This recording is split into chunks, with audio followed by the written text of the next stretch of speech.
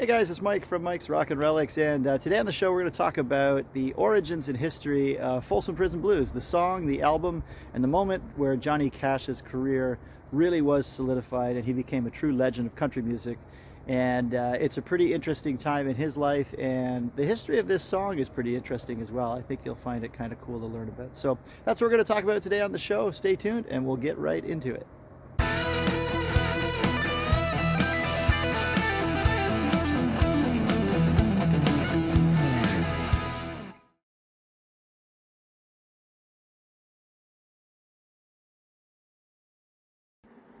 So in January of 1968, battling depression, his music career in steep decline, Johnny Cash enters Folsom Prison Blues with the idea to record a concert performed for inmates there.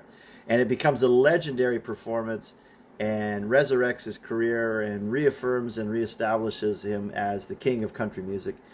And it's a big risk, it's a big gamble, but he pulls it off. He does it exceedingly well, and the concert footage and film is excellent documentation of Cash really in the prime of his career, although you might not expect it with the current state of his personal life and music situation at the time.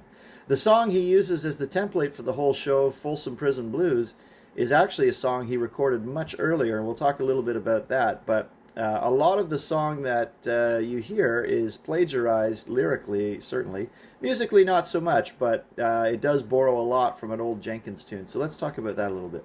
The basic structure of Folsom Prison Blues is pretty easy. It's based on the idea and progressions of normal blues songs. It's got a little riff at the beginning that goes like this. And then he proceeds into Luther's playing the Johnny Cash rhythm, which is kind of, if you go to an E chord, it's root, down, up, root, down. And if you kind of palm mute that, you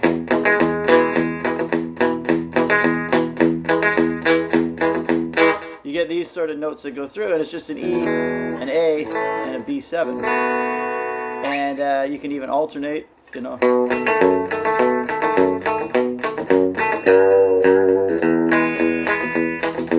That's how you get the tune to play. So when I started looking deeper into this song a number of years ago, I came upon a recording made by Gordon Jenkins in 1953 called Crescent City Blues, and the tune was sung by Beverly Marr. Cash had heard this song while he was stationed in Germany in the U.S. Air Force, and basically this became the template for Folsom Prison Blues. And later on, Jenkins actually sued for royalties because it was so close. And it was a strange thing happened when Cash was recording this song at Sun Records. Sam Phillips was in charge at the time, obviously, at Sun. And Cash actually told him, I have stolen a whole bunch of stuff for this song from this other tune. And Phillips kind of reassured him that there's no plagiarism here to worry about. But it all came to a head, and in the early 1970s, after Folsom Prison became popular again, Jenkins did sue Johnny Cash, and they settled out of court for $75,000. And that was and Cash admitted fully that, yes, I've taken and lifted a bunch of my lyrics from this song. The sound of the songs are different. Jenkins is much more orchestral. And doesn't have the same, obviously, the Johnny Cash rhythm. It's a completely different sound, but the lyrics are very similar. Let's just take a look at a couple of phrases here. Both of these songs actually start with the same lyrics, which is, I hear the train a-comin', and it's rolling round the bend. That is the same in both songs. Jenkins' tune follows with, I ain't been kissed, Lord, since I don't know when. And Cash's, of course, is much darker, and it says, I ain't seen the sunshine since I don't know when. And there are many other close lyrical moments between the two songs, but that's about it. That's where they kind of do sound similar. Musically, they're very different. Cash's is a more up-tempo and kind of rockabilly sounding track, whereas Jenkins is very orchestral and much of the era of the early 50s pop vocal styling. So they are very different in those. But when you do hear the lyrics, there's a lot of lyrics beyond what I've just mentioned that do cross over and are very similar and do match up. pretty well word for word. So you can see why Cash settled on this and said, yeah, I've kind of borrowed some ideas here. So by 1968, Cash has re-envisioned this song and decides one thing that could really put him back on the map is doing a concert for the inmates at Folsom Prison in California. And he releases the record at Folsom Prison, and it's a monumental recording in the music industry. Nobody's ever done this before. And it also shows the human side of Johnny Cash, which makes him ever more popular with the average person. And this is the original first pressing, and you can tell those by the Columbia label. They call these the 2i labels. And this is in immaculate condition. I've never seen one this clean, but this is a copy that I've had for a long time.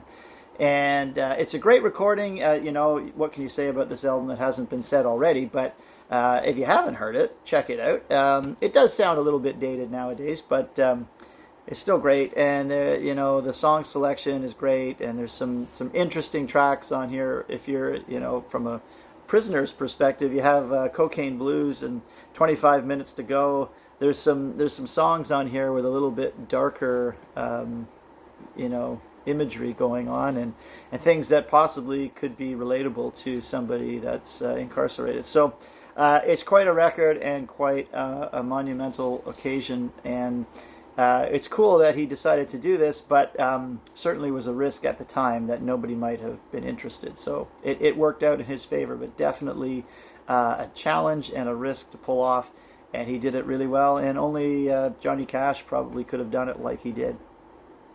Hey guys, thanks for watching. If you're a big fan of rock and roll and you like records, guitars, and stories about rock and roll, be sure to give us a like and subscribe and ring that bell. It helps us to grow the channel and keep more stuff coming. Thanks a lot.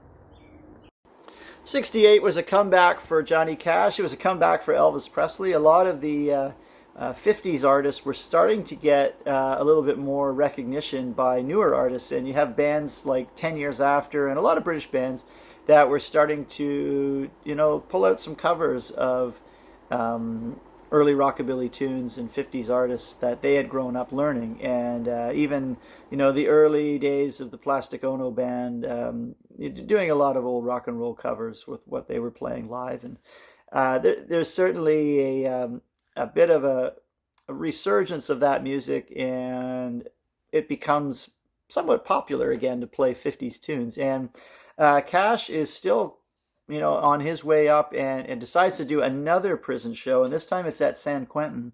And this one, to me, I actually prefer. This was in '69. I actually like this show better than Folsom Prison show, but the other one's so much more popular. But this album to me is fantastic, and